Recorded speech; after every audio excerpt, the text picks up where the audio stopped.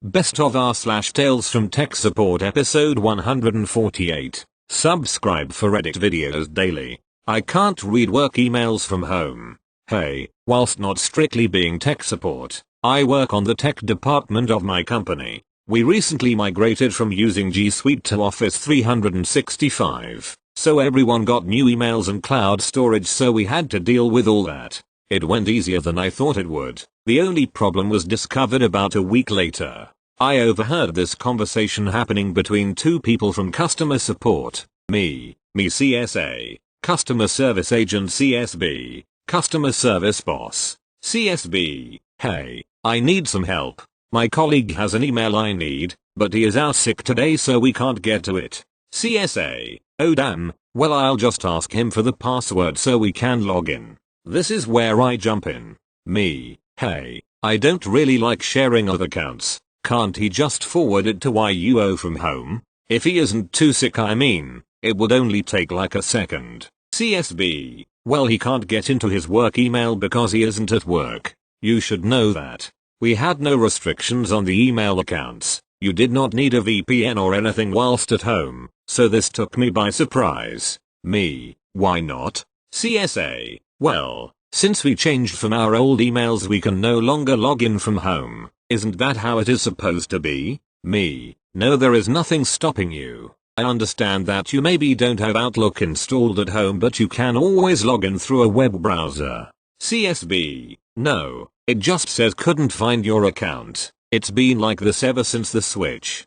I say the magic words. Me, show me. CSB opens up a laptop, opens Chrome and goes to login. My heart sinks. Me, hey CSB, it's fine, I already figured out the problem. CSB, how, I haven't even tried yet? Didn't you need to see the error message or whatever? Me, remember how we changed from Google Drive to SharePoint and on a drive? CSB/A, yeah. Me, and how you downloaded Excel and Word from Office. CSB, yeah, we all did that. What is the point? Me, the point is if you go on Office. And press the Outlook symbol, you get into your email. You can also go directly to Outlook, Office, and log in there. That is how we log into our emails without installing Outlook. They had tried to log in via Gmail, like we used to before the change. CSB had told everyone that it wasn't possible to log in from home anymore since she couldn't make it work, so they all just accepted this and tried to work around it. I showed them the correct way and made sure that they told everyone else that might get the same idea, and then wished that drinking at the office wasn't so frowned upon. Thank you. Next. But I don't think that has anything to do with it, right? So, few years back I was doing support for a company that made software for law firms. We had our own client software, so we supported users on that. One morning I get a call from one of the firms, where a user couldn't connect to the database, which was often caused by weird little software glitches in the software itself. Okay, so what does the error tell you? It says can't connect to database. Did you try rebooting? Yes, still the same error. At this point I decide to just connect remotely to see where the client software shit the bed. It luckily also came with TeamViewer built in, so that's pretty easy. Okay, please just click support on tell me the number that comes up. I clicked it, but no number is coming up. Could you close it and open it again? It's still not showing any numbers. I pause for a second to wonder why when the user nonchalantly goes, OBTW, our network is down right now due to maintenance, but I don't think that has anything to do with it, right? Thank you. Next. We don't recommend migrating from dev to prod. Working for a MSP for financial institutions, I have many stories. One of our responsibilities is web hosting. To be explicitly clear, I am not a developer. We provide the environment and lock it down with specific permissions. As a result, I work with the client and their developers to get them set up, and the developers and clients take care of the rest. When it's time to go live, we can swap databases, update DNS if applicable, etc. As far as content, we don't touch it. Doctor, new website was constructed in a dev environment. Upon moving to production, client had customers come in with printouts of low interest rates and questioned why I moved a development database to production. The developers said that was a bad practice. Now to the story. Client was looking to update their website and requested a development environment be set up. No worries. I spun it up, provided the creds to the client, who passed them to their dev. Fast forward a bit. Things were going smoothly. The dev would have a permissions issue. I'd assist. The client and dev added content, and it's always cool, to me, at least, to be able to see the new website come together. So far, no issues. Time to go live. We scheduled the go live and I made it explicitly clear that all I would be doing is migrating the current database in the development environment over to the production environment. In this case, that is all that actually needed to be done. It went smoothly, and just like that their new site was live. Of course, I had the client and dev confirm that everything on the site looked good. Click all the links, check the pages, just make sure it works and looks good. Yeah, no? Looks great. All is well, said the client. Fantastic. Thanks for working with me throughout this process, I said. Fast forward a week.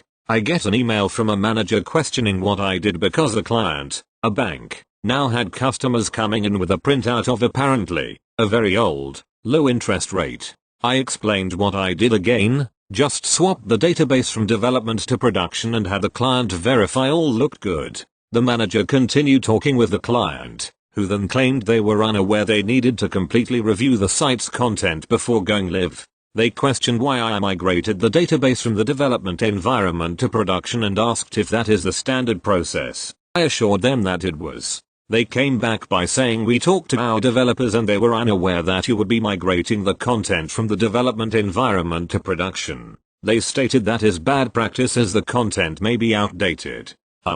Wait, what? But you asked for the dev environment to begin with. And you said you checked the site after going live. And weeks working in the dev environment.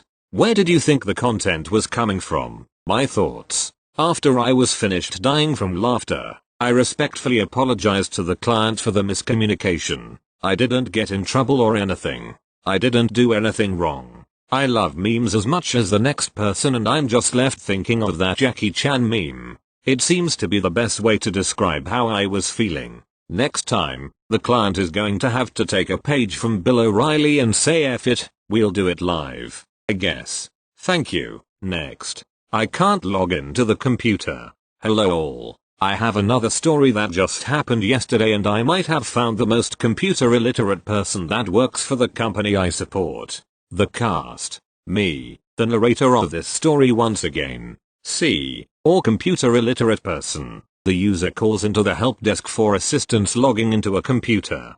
To give a little background on this matter, we have certain computers that users normally log into a local account on the computer. The username and password for this account are two very easy words, but users need to put / before it. This is the tricky part for most. This is the reason C calls in. Me. Thank you for contacting the company redacted help desk. My name is EON Thief. How can I help you today?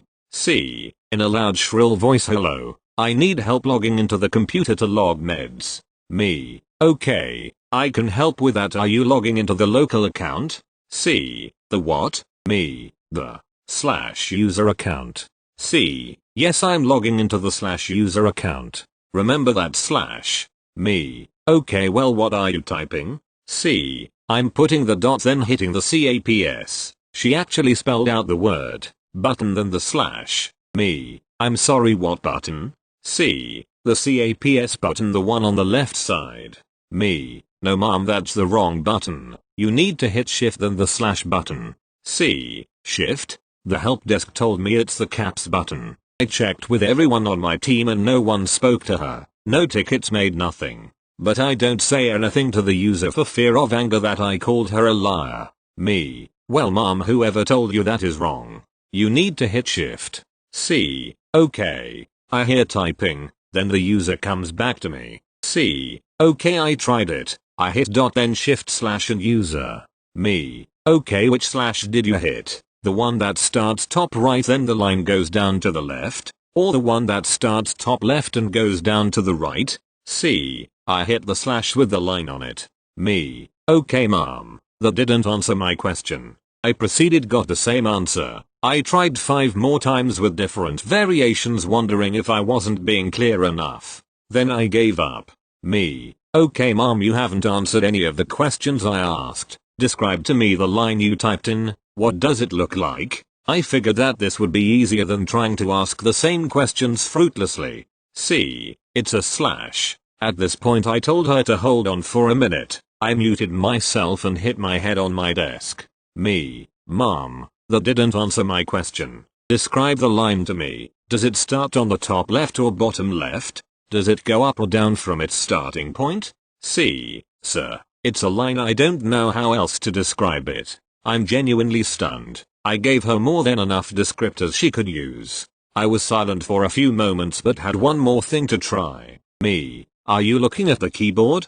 C. Yes. Me. Okay. The symbol you're looking for is under the backspace button. C. Okay, I'll try that. A few moments go by and I hear her typing. C. It didn't like the username. Me. Which one did you hit? C. The one with a line on top, a long line then a line on the bottom. Me. What? C. Yeah, that's the line you were talking about, right? Me. I'm defeated at this point. No, it wasn't. C. You know what? I'm just gonna wait for someone with more computer knowledge than me to do this. Have a good day. She hangs up the phone and I'm sitting there absolutely stunned. Thank you. Next. It's literally a button. Usual disclaimer. I'm on mobile, so apologies for any formatting errors. English is my first language and grammatical or spelling errors are entirely down to my own stupidity. 2 short stories from the same incompetent manager. Our organization recently moved from Skype to Teams.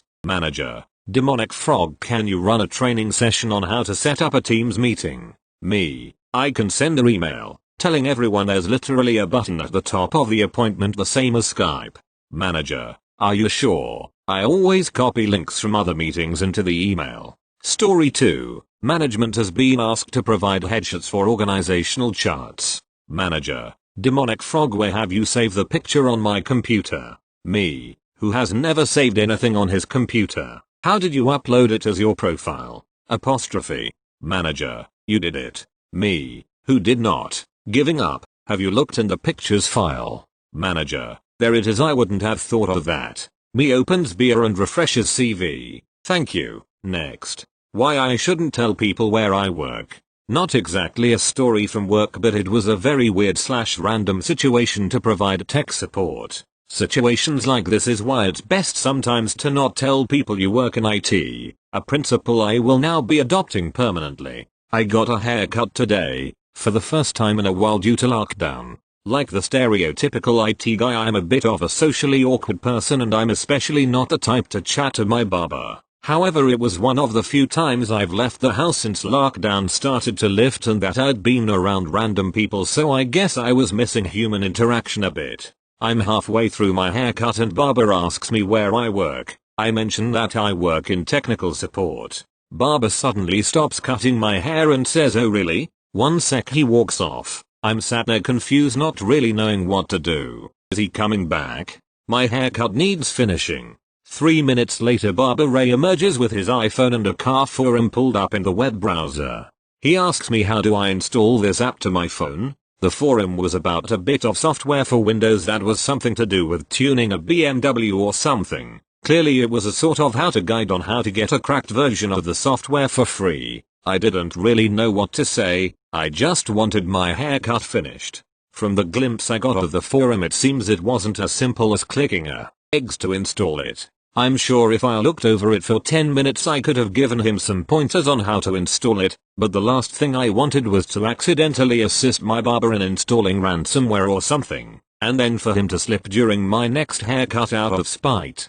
To be honest, the last thing I wanted to do was anything IT related at all. I just wanted a haircut. I told him I wouldn't recommend downloading illegal copies of software off the internet as it could be a scam or virus, and that it wasn't compatible with his iPhone anyway. He seemed underwhelmed by my comment, but luckily that was the end of it. Moral of the story: if random people, acquaintances, or even some friends ask where you work, tell them you work in sales or something, because otherwise you instantly become free tech support. Thank you. Next. Scheduled upgrade. Gonna call and say tech didn't show. So I currently work for a company that supports a wide variety of hardware and software products for clients. I had a scheduled upgrade to one of these units, software upgrade, to begin at 5 AM, so I'm on site at 4:50 AM. I waited outside their front door for 40 minutes before getting annoyed and contacting their help desk to get them to contact this particular client. The help desk replied with, "Funny, as the person on site just contacted us to see if you were even coming and she said you weren't there yet." I swear, what rational thought goes through these people's head? If you aren't even going to check the front door looking for the technician, why would you bother reporting a no-show when you are absolutely going to get called out on your bullshit? This person is lucky I contacted the help desk, as these get called off if the change isn't started within X time, and you can be sure this client would have been charged the cost for travel/labor had we had to come back. Currently this project is being covered under a maintenance contract, but contracts don't cover user error and they get charged standard rates for things they straight up cause.